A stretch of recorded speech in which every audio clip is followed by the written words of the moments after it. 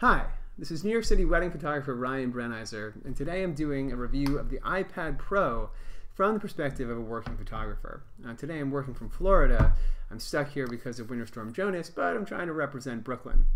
So this is going to be a simpler review than normal because normally I'm going to have photos and extra text on my blog, but not today because I didn't actually take any photos with this during my whole review, and in fact I don't think I would ever want to.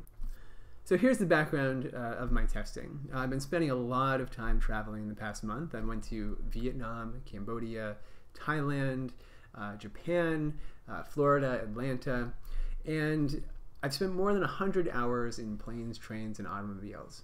So I tested the iPad in the field, not just as a mobile editing and ingesting device for my photos, but also as something to stave off the boredom from many hours on the dusty road. The only Apple peripheral I used at this time was the new SD card to Lightning adapter. I did not use other Apple peripherals like the Apple Pencil because I am terrible even with normal wooden pencils, and I did not use the keyboard case because it was not available. I did use the JetTech keyboard case, which I got on, and it was very easy and cheap, and also, unlike the Apple products, I could get my hands on it. So Apple has a few different uses for the word Pro. It's got things like the MacBook Pro, which is sort of a general use item. It's just a next step up from something like the MacBook Air, but they still expect a lot of people to use it to be useful for general use. Then you have things like the Mac Pro, which is really something that's more specialized. Unless you are doing a very particular job, like say cinema-length 4K editing, or you just have need for very particular peripherals, you probably don't need it. And I really think that the iPad Pro is really more in that second category of Pro. There are some people who, as soon as it was launched, said, "Oh my God, this is exactly what I'm waiting for." These are people who do very heavily stylus use. These are people who just, whoever it is that just said, you know what, the existing iPad, not big enough. And so if that was your first reaction, you know who you are.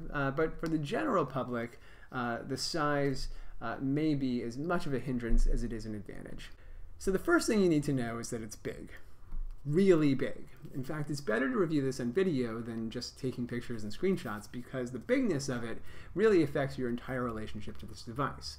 Now, given how big it is, it's impressively light and thin, and in fact you can really feel the skill and care that was put into the design and the manufacture of this. But its bigness has issues. So this is the only camera that I will ever review that I didn't take any photos with. And the reason is that, sure, it takes nice photos, but it's so ergonomically silly to use as a camera that I just never would. And in fact, if any of my guests at my weddings are using this, I would kind of be tempted to smack them with it. Now, as a content consumption device, the bigness is pretty great.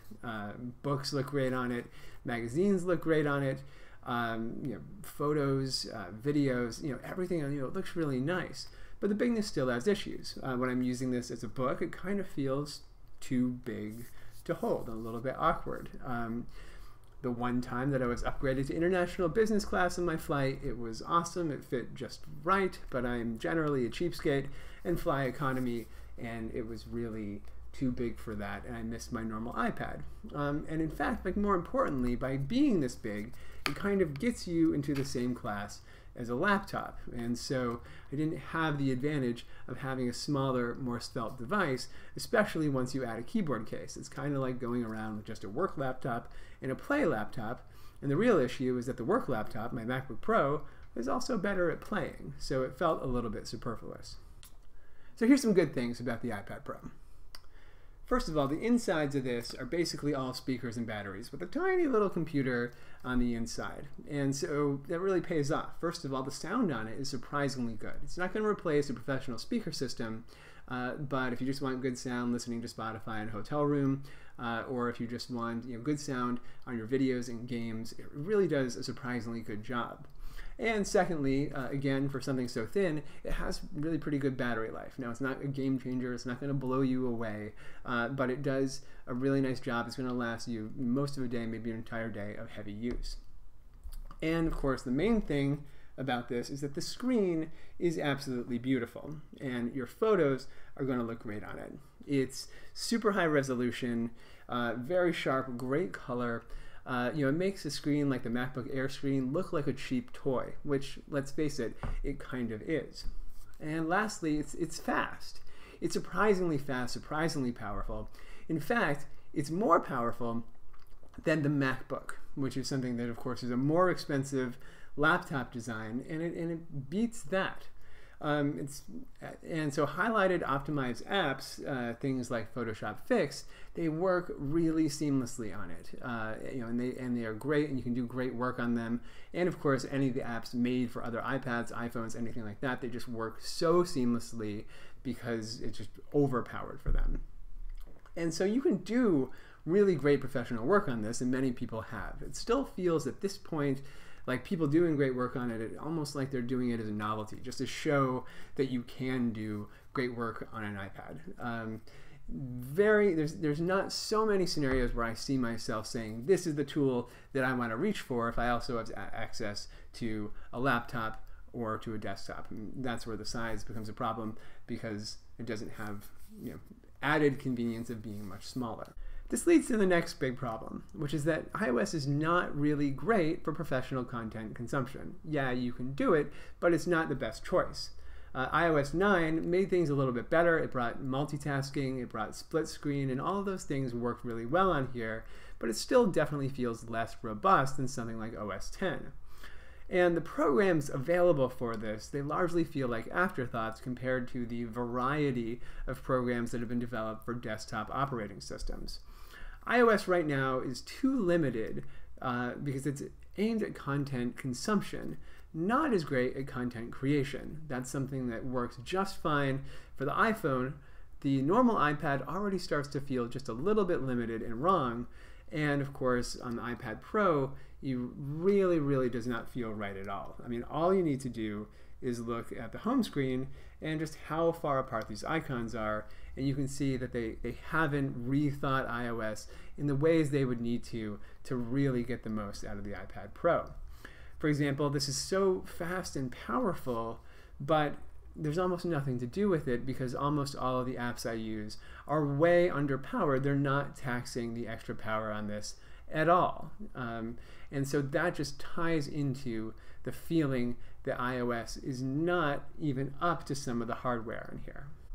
So some of the new features on this are great, and I'd love to see them introduced into other Apple products. So first of all, introduced in iOS 9, you have picture-in-picture FaceTime mode, which is really great. And now, of course, you can use this on some of the other iPads, but I would love to see it integrated into other Macs. It's very handy if you use FaceTime a lot while you're trying to be productive or even goof off. And now, doing work out in the field as a photographer, one of the things that really was awesome about this and is kind of unique to the iPad Pro right now is the SD to Lightning adapter works so well with this. So you plug it in, the photos come up. Now, this is something that you can use other iPads and the iPhone for, but they are very slow, especially if you're shooting RAW. Whereas on the iPad Pro, it's really nice and fast and a lot more usable. And the reason for this isn't just that it's a faster processor, it's that only on this, they come in at USB 3 speeds, whereas on all the others, they come in USB 2 speeds, and it ends up being a really big difference. And this is something I would love to see not only in future iPads, but also introduced into the iPhone, because, let's face it, a lot of people, photographers who are doing work out in the field with mobile photography, what they want is to quickly add high-quality photos to Instagram. And of course, you can't use Instagram directly on the iPad. Okay, it's not for me. Then who's it for? Well, first of all, is going to be people who already know they want it. People in particular maybe who are really into the idea of the Apple Pencil, really want to do great artistic design work with a really top quality stylus. And people who basically always use it in tablet form, because then it does have some size advantage over something like a MacBook Pro, not so much once you add a keyboard. And maybe also photographers who are desktop only, who just work off a Mac Pro and an iMac, and they just want something a little bit less expensive that will allow them to really, really show off their photos in a nice way, kind of a portfolio, and for limited on-the-go content editing without buying a whole other laptop. Finally, I don't know, rich people who love comic books, because, comic books look great on it. And any kind of content consumption, it's really nice. But you know what, a normal iPad is also pretty good as well, and there are as many advantages as disadvantages due to the smaller size. So thank you to B&H Photo for giving me all these toys and letting me play with them, and thank you guys so much for watching. This is hopefully the first of many reviews. I've been testing out a lot of great stuff, and I also have a lot of stuff of my own that I would really love to review that I've known and loved for a long time. And so for more content, you can go to brennizermethod.vhx.tv. I've got a long form video there on how to do the Brennizer method. I also have some future videos coming soon. I've got a video that I've been working on for literally years, and it should be finishing up in the next few weeks. So watch that and stay tuned here for more.